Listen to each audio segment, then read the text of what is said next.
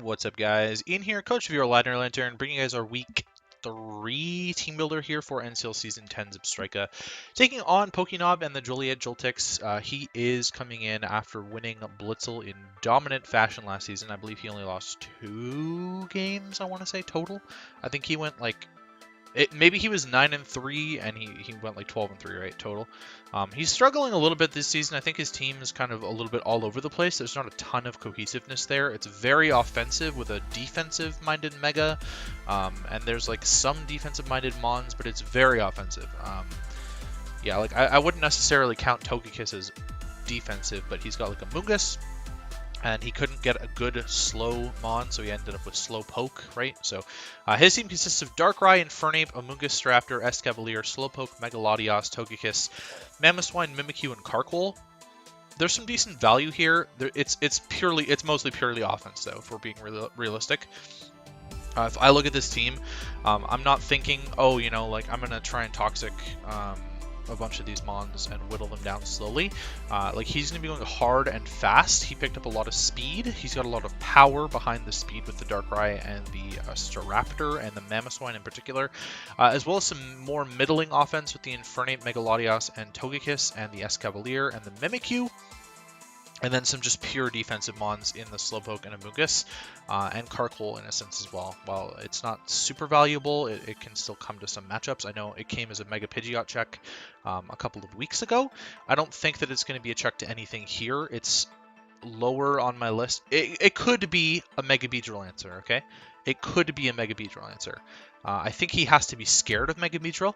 If I'm him, my Mega Beedrill answer is probably Escavalier. I probably slap a Rocky Helmet on that thing, I make it Fizdef, and boom, it's a Mega Beedrill answer. It'll chip down Urshifu a lot better than Carkol, which is not the best Mon in the matchup here. In terms of priority, though, he's got the Darkrai with Sucker Punch, Infernape with Vacuum Wave and Mach Punch, Staraptor with Quick Attack, Mamoswine with Ice Shard, Mimikyu with Shadow Sneak.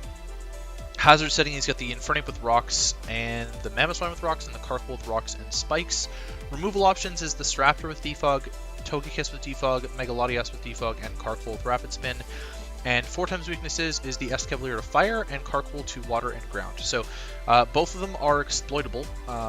That's not to say that it's going to be easy necessarily. We saw last week, which was a disaster by the way, but we saw last week how I overprepped for Fortress and then played very poorly around using that prep for Fortress. I could have easily saved myself at least 2 differential just by clicking the fire move against the Fortress, and I didn't do it. I overpredicted, right? Yeah, so the Carkol, I'm not sure that it's coming. Slowpoke is definitely not coming. There's no chance in hell that Mon is coming against me. It is so terrible in the matchup, it's not even funny. It is honestly just the most worthless Pokemon in this entire game. I have an Urshifu, a Regieleki, a Shaman, a Mega Beedrill, a Scyther. All of those abuse it. It's not offensive enough. It's pure Trick Room fodder for Reuniclus, so Reuniclus just sets up a Trick Room on it and it just goes in. You know, I'm not bringing Regieleki or Shaman, as you can see on my screen, but it is pure fodder for the entirety of my team. It came as a Sunny Day user last week against Gareth's Rain team. And it was okay in a 1v1 against Pelipper, terrible against everything else. I think that was probably the only matchup that it will even come to. It is so bad. I'm honestly shocked that Carkol came to a matchup and Slowpoke has come to a matchup already. It's honestly baffling to me. So, I'm scared of this matchup, though, overall. There's not a lot that I can actually do to wall some stuff here. I have some decent Darkrai answers. I have very horrific Mamoswine answers, decent Megalodios answers, very horrific Staraptor answers, and very horrific Infernape answers, but decent Escavalier answers. So, and decent Togekiss answers, and pretty good Mimikyu answers. So, there's some, like, giant threats that stand out to me. Infernape, Darkrai, Infernape, Staraptor and Mamoswine in particular, I think really hurt my team. There's a solid, like the defensive side of my team is really coming to light a lot more now and how weak it is. I just had a phenomenal matchup in week 1 against Zane, and defensively it's not cutting it anymore. So I might look to make some changes ahead of playing Mike next week, but we'll have to look into that. It's funny because Mike is usually like my #1 go-to guy for helping me build stuff, so making drops to like counter team his roster would be really funny on that side of things. But I might be able to handle Mike's team a little bit more better defensively than I can with with Knobs here because he just like overpriced him. So he priced himself out of a lot of stuff, right? So he took some value picks here in the Staraptor and the Mimikyu in particular, which are rated very low in the tiers, but then he overloaded with higher tier mons that he found some value in, like tier 2 Infernape. Mega Latias is not valuable at all. That mon is really bad, but Darkrai is a solid threat. We've used that back here in season 7, I want to say, season 6, season 7, one of those two. I can't remember which one it was. And then like Togekiss, Mamoswine is good value, Amogus is good value. So like I said, I think Slowpoke's the only thing that's not going to come. Karkle is like minimally chance of coming, and everything else is probably solid. If I had to guess, Mimikyu is probably another one that's not going to come all that often, but it seems like a decent revenge killer for Mega Beedrill. I do think that Staraptor and or Infernape are going to be forced to be Scarf to handle Mega Beedrill, because Mega Beedrill really revenges mons like Darkrai and Mega Latias super easily. So starting with Mega Beedrill on my side then, I'm actually running Max Speed Jolly. This is the same reason that I ran it against Zane. It's to catch Scarf-based 80s. So I'll outspeed Scarf Togekiss and Scarf Mamoswine by 1 point. If they're being Scarfed, they would want to try and creep Mega Beedrill. So that, like, because otherwise it's like creeping Heatran, which what's the point in that? I don't think Scarf Heatran has a good matchup in this one necessarily. So that's on them. I'm just running U-Turn, Poison Jab, Drill Run, Fell Stinger. It's a really basic set, but it should do a decent amount of work here. Drill Run's not really going to punish the Escavalier all that much. Like, I can't really punish Escavalier, right? So if he does end up running a Rocky Helmet set and he gets Rocks up or something, then my Beedrill's a little bit screwed because I'm not bringing any removal. So that would be a good strat on his part, I think, actually, is just setting up rocks on me and running Rocky Helmet, Escavalier, punishing my Beedrill every time I try to like U-turn and do barely any damage to it. That's his best course of action. But he might not do that, right? It's important. I ran Mega Beedrill against a Fizdef Mega Latios, and it barely gets 2-shot by U-turn. I think Mega Latias, if he ran fully physically defensive Mega Latias, he could get away with not being 2-shot by U-turn, which I think is pretty important. Darkrai, on the other hand, though, I'm not really sure about that one. I am just going to try and get as much momentum out of this mon as possible. I also do think that it's a pretty terrible lead, though, against this team. If I see a Staraptor, I know that's leading. If I see a Mamoswine, I know that's leading. If I see an Infernape, I know that's leading. It's one of those three that is going to lead against me. Nothing else has the potential to lead in this matchup, and Beedrill matches up very poorly into all three of those leads, except the Mamoswine, right? Because I can just do whatever I want against the Mamoswine. But if Staraptor and Infernape are there, which I'm expecting them to be, then Beedrill will just die turn 1 to whatever Scarf attack, right? So it would be in his best interest to just U-turn, and then I'm playing like a mind game where I could just lose my biggest threat against his Darkrai and Mega Latias right off the bat, which doesn't make any sense to do, so I'd rather just not lead that scenario. Urshifu Single Strike. I'm running Scarf Urshifu, so this will outspeed Scarf Mimikyu. I'm running outspeed for Mimikyu. Wicked Blow does a decent chunk of damage to a lot of stuff here. Excuse me. Even the resists aren't the best. The best resist that he has is the Togekiss. Everything else either has terrible bulk or is not a resist. So that's an interesting one there. I am running Iron Head over Poison Jab because I do kind of think that the Escavalier set that I've spoken into existence is coming, and I don't want to be locking into Poison Jab against an Escavalier. I'm also not willing to put Fire Punch on the set because I think that U-turn is more important, and having Close Combat as like a late game sort of answer to a Darkrai I think is pretty useful, even though it's very punishable against this team. Close Combat's not exactly the best lockable move against an Amoonguss, a Slowpoke, well, Slowpoke's not coming, but an Amoonguss, a Mega Latias, a Togekiss, and a Mimikyu. Yeah, so that's just something to consider there. Iron Head, like I said, it's for the Togekiss. It's the only Wicked Blow answer that really exists. I don't know that Urshifu's the best like late game cleaner in this matchup, but we'll sort of see how it goes. If it is Scarf Staraptor, I need to chip it down with this, which is my Rocky Helmet physically defensive Palisand. I need to just whittle Staraptor down with this. It's not a Mamoswine check. I don't have one, so that'll be fun. I really don't have a Mamoswine check, guys. It's seriously just not possible on my team to check Mamoswine at all. The best possible answer is physically defensive Primarina on my team, And that's kind of saying something because physically defensive Primarina kind of sucks. In this matchup, it's not the worst, though, against Infernape and Mammoth, but I had a different set in mind for it that I think might be a little bit more to my strengths. So physically defensive Palisand here. I am running 4 EVs in speed. I can't even remember why that is. I thought for some reason I was speed tying Amoonguss. But if Amoonguss wants to creep no speed Palisand, I'll be 1 point faster, I guess. I am physical with Poltergeist, Rock Slide, Short Up, and Toxic. So Toxic is mostly there for the Megalodioses of the world, right?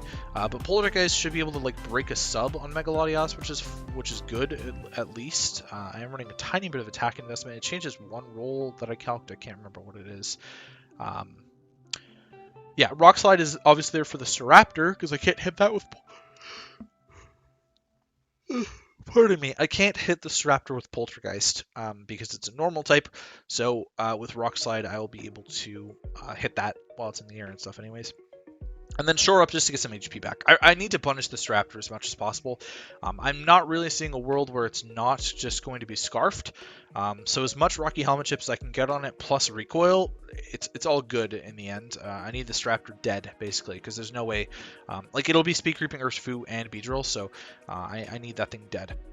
I will probably just lead with the Palisand, by the way. If I see Staraptor, I'm probably just leading Palisand and clicking Toxic. Getting as much chip as I possibly can. I don't know what else would want to switch into Palisand. He might think that I'm setting up like rocks or something. Like Amoonguss isn't really the best answer to it, but I have Amoonguss answers, which we'll get to in a bit here. So Primarina, I'm also bringing Scarf Primarina. So dual Scarfers plus Mega Beedrill, I think that it's the best way to sort of like counteract the speed here.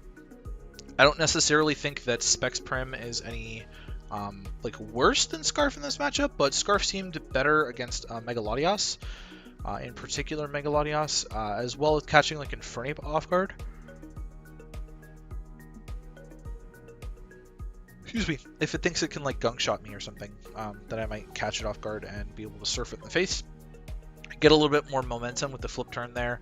Moonblast for pretty much everything that's not named Escavalier or Amoonguss. Ice Beam for the Amoonguss, and then Surf for the remainder of the team.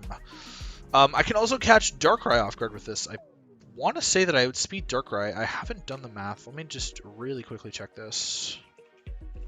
So I'm hitting 351, which is outspeeding Megalodios on purpose. If the Darkrai is creeping down to Megalodios level... It depends on if he wants to creep Per Ugly or creep Scyther with the Darkrai. That's what it depends on, basically. So there's a possibility that I might outspeed Darkrai. We'll sort of have to see what's going on with that. But I am intentionally outspeeding Megalodios by 1 point.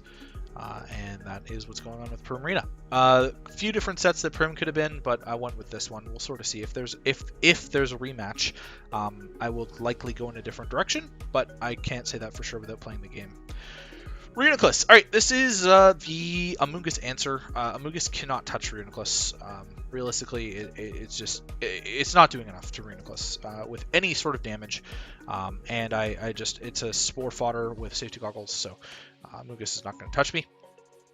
I'm just Trick Room 3 attacks. I was originally a Life Orb, and I thought I could just like play around Amoonguss that way, but it does seem like Amoonguss is kind of a good blanket check to a lot of mons on my team, so I ended up swapping that to safety goggles. Trick Room 3 attacks is pretty solid here. He's got a really fast team, like I said, so Trick Room helps me out in that regard. You know, gives me an opportunity to punch some holes. The big worry would possibly be Escavalier in Trick Room. It could underspeed my entire team. And it gets the coverage to bop everything, if need be. So I do have to be worried about Escavalier and Trick Room if it's still alive and not like severely chipped. But yeah, Shadow Ball, Focus Blast, Psychic covers the whole team there. Shadow Ball for Megalodios, Focus Blast for the Darkrai, and then Psychic for everything else. Focus Blast is also for Mamoswine, but it only killed if I was Life Orb, so it's not really that relevant. I'd rather just Psychic that in the face now. Magic Guard, quiet, max HP, max special attack. It's designed to be an offensive mon, right? It could be defensive in the matchup, but I didn't feel like that was the play either.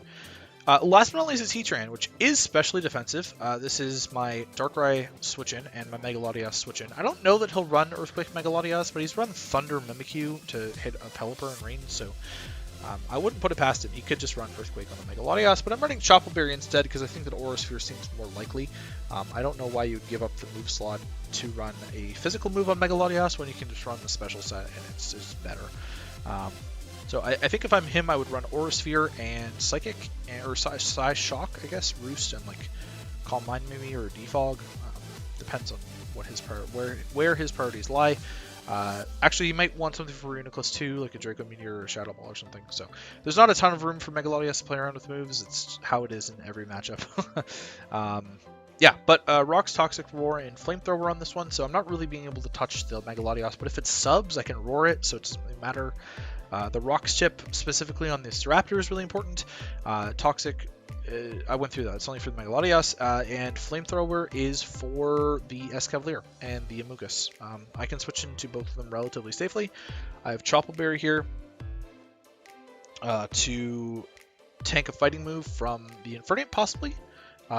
Also from Staraptor is another one that I can possibly tank it from, and I think Darkrai might try and go for Focus Blast, and I can like Flamethrower it in the face or something. I'm Flash Fire for a variety of things. There's a possibility of like Mystical Fire potentially from Megalodios. I've seen Megalodios run Mystical Fire before, so it seemed like an alright answer, as well as Flare Blitz Infernape, which looks pretty solid against a Palisand. Pardon me. I'm doing this after I got home from work, so not a ton of time to recover, nap, whatnot. In terms of what's not coming from my side, Regieleki, I tried it last week. It wasn't the best. I'm finding in prep that it's really not the greatest mon to prep with in the world. I think I could have outsped Scarf Staraptor if I wanted to with Regieleki, but it doesn't seem worth it in this matchup to me, especially with the Mamoswine, which just preys on Regieleki's, you know. Excuse me. Shaman is also pretty terrible. There's two flying types, and an Infernape and a Mamoswine. I don't know why I would bring Shaman. Amoonguss can even sit on Shaman. It's not good in the matchup. Scyther is something I was considering, but it's just not quite fast enough. Druddigon, not the best matchup for it either, and Poor Ugly is probably doomed to eternal bench warming over there. So that is the team. Hopefully you guys enjoyed the team builder. I'm not super optimistic like I normally am not, but I think that I'm running into some really rough matchups defensively the last couple of weeks. And I might look to make some drops to sort of fix that problem, because my best defensive mon really is Palisand at the end of the day, and it's quite a shame. Well, it's Heatran, but Heatran doesn't have a ton of good matchups where it can be run defensively these days. It's much better. It's much better as like a flexible mon in prep, where it can be both defensive or offensive, and so that sort of puts the burden on Palisand a lot of the time, and I don't really like having Palisand as my best defensive mon. So yeah, might look into some trades there. But that is going to be it for me. Hopefully you guys enjoyed, and I'll catch you guys for the match.